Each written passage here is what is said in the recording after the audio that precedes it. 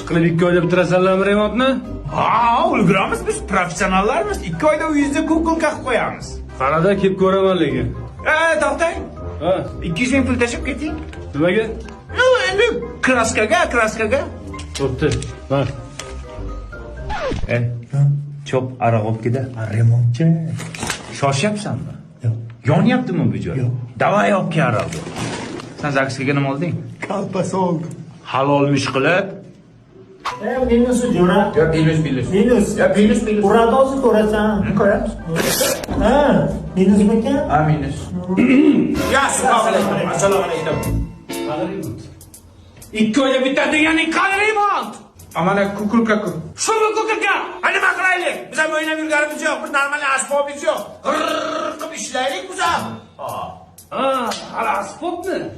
Hozir men senga asbob bor ustam olib kelaman.